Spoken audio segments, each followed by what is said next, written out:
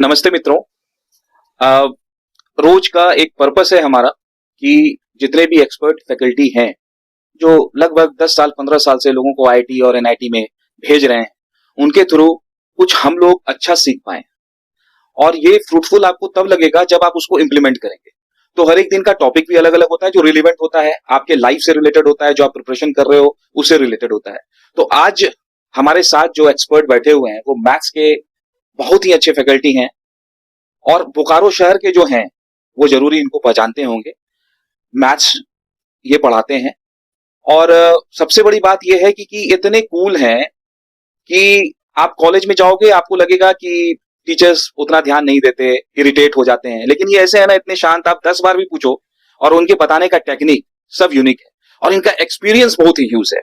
तो आज हम इनसे बात करेंगे कुछ टॉपिक पर। तो नमस्ते सर। तो हमारे साथ चिंतामणि सर हैं, मैथमेटिक्स के फैकल्टी।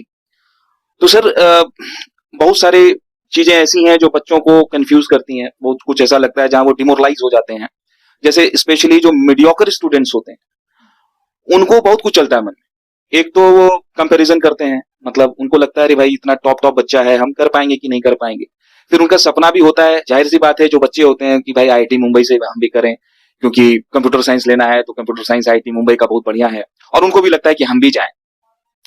तो क्या ऐसी पॉसिबिलिटी उनकी बनती है मीडियोकर स्टूडेंट की वो आईआईटी मुंबई जा सकते हैं? और ऐसा भी है कि केवल आईआईटी मुंबई में ही कंप्यूटर साइंस का स्कोप है? ये सब को लेकर के जो एक उनका चिंता बना रहता है, या और भी चीजें उनके दिमाग में चलती हैं, इसको थोड़ा सा क्लैरिटी आप दें। जैसा कि हम लोग सब जानते हैं कि मेहनत हमेशा रंग लाती है ना। तो कोई भी स्टूडेंट अगर वो ढंग से 2 साल मेहनत कर दिया तो उसका रिजल्ट पक्का है। ये मैं लाइव कई स्टूडेंट्स के साथ देख चुका हूँ। एक ऐसा भी स्टूडेंट्स मैंने देखा था जब मैं नासिक में था, कि उस स्टूडेंट्स को क्लास की कोई भी बात याद नहीं रहती थी, ना ही फिजिक्स में, ना ही केमिस्ट्री में, और ना ही मैथ में।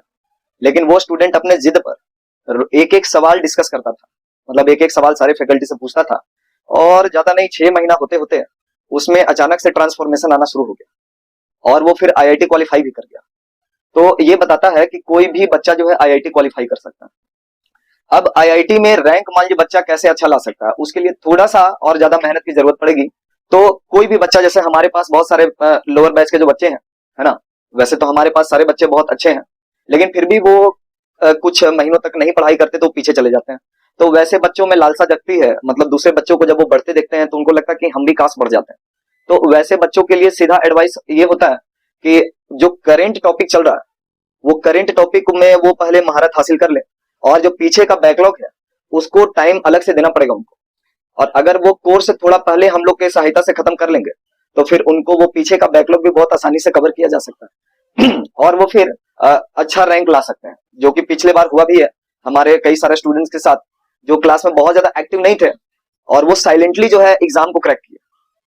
तो ऐसा कई सारा एग्जाम्पल हमारे पास होते हैं जिसमें बच्चा साइलेंटली मेहनत कर रहा है, कोई शो ऑफ नहीं।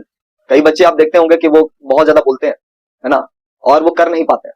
तो साइलेंटली काम करने की जरूरत है, माइंड को काम करना चाहिए, जो टीचर ने बताया उसको एकदम पॉइंट टू पॉइंट फॉलो करना चाहिए, तो बच्चा बिल्कुल आसानी से आईआईटी जा सकता है।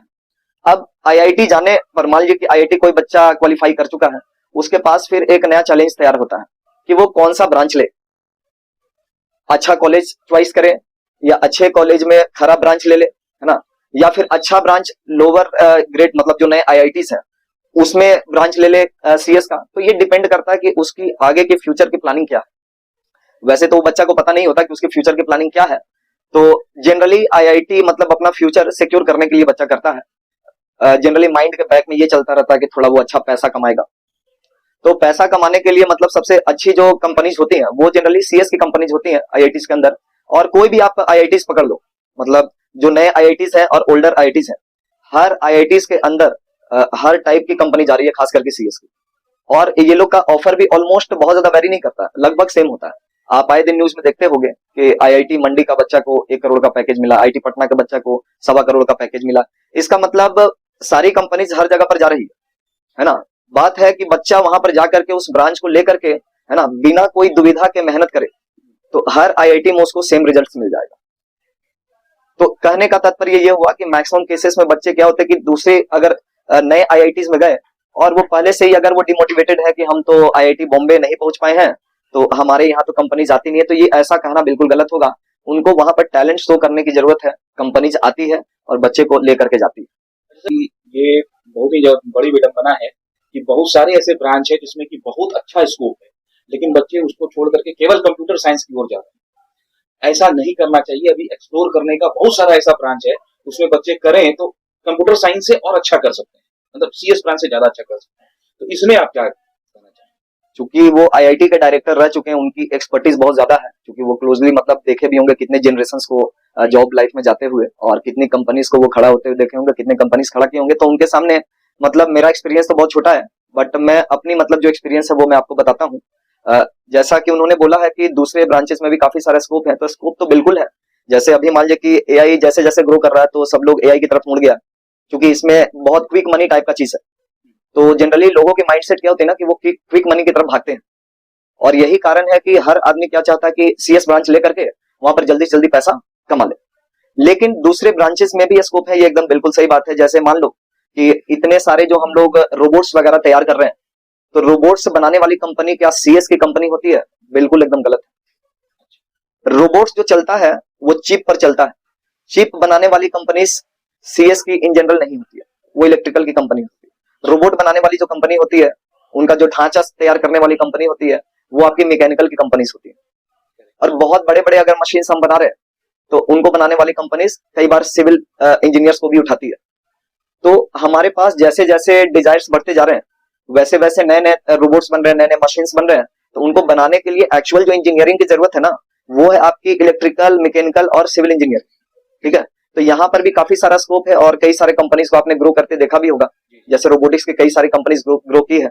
तो ऐसे ही और भी सेक्टर्स हैं, जैसे बायोमेडिकल का जो फील्ड है, तो उसमें भी कई सारे मतलब हमारे पास चैलेंजेस होते हैं। हम कई तरह की दवाओं को बनाना चाहते हैं, या फिर मतलब जीन में डिफरेंसेस लाना चाहते हैं।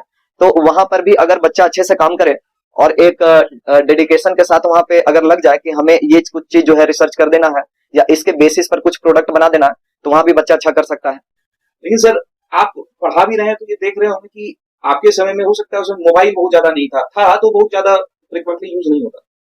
आज के समय में बहुत ज्यादा चैलेंजेस भी आ रहा है, जिसको बच्चे अभी फील नहीं करते इस टाइम पर, और ये टाइम निकल जाता है। अभी मोबाइल इतना ज्यादा ये हो गया है, जो सोशल नेटवर्किंग साइट है, इंस्टा है, मतलब फिर गेमिंग है, बहुत सारी चीजें हैं। और नया एक चीज और ऐड हो गया है कि इसी प्रिपरेशन के दौरान बच्चे कोडिंग सीखना शुरू कर देते हैं। पाइथन सीखेंगे तो फलना करेंगे। क्रेज इतना बढ़ गया है कि अब भटक करके सब्जेक्ट से भटक के वो पाइथन सीख रहे हैं, तो कुछ भी सीख रहे हैं, और वो सीखते भी नहीं है, बीच में ही आधा अधूरा रह जाता है, और पढ़ाई भी अधूरा रह जाता है। तो उन बच्चों को आप क्या बोलेंगे, कैसे फोकस करें, कैसे मोबाइल की लत छूटे? कि मोबाइल भी देखें तो बड़ा सीमित इसमें देखें, जरूरी चीजें देखें, उसके लिए आप क्या बोलेंगे? इसमें देखिए दो बातें होती है। जैसे एक बच्चा के दिमाग में अगर चल रहा है कि हम पाइथन सीख करके हम डायरेक्टली कहीं से सर्टिफिकेशन करके हम उसमें आगे बढ़ जाए, ठीक है, तो एक ये तरीका हो गया जिसमें वो मतलब पढ़ाई को साइडलाइन रखेगा और पाइथन सीख करके उसमें आगे बढ़ जाएगा। उसके लिए थोड़ी सी बेसिक अंडरस्टैंडिंग बहुत जरूरी है कि किस तरीके से पाइथन में एल्गोरिदम काम करता है ना, तो वो चीजें उसको समझ में आना चाहिए। और एक है ट्रेडिशनल रास्ता जो बना हुआ है कि आप डिग्री हासिल किए कॉलेज से, और कॉलेज में कंपनी में आप प्लेस्ड हुए, और फिर काम करना शुरू किया, और वहां से आगे बढ़ना शुरू कर दिया।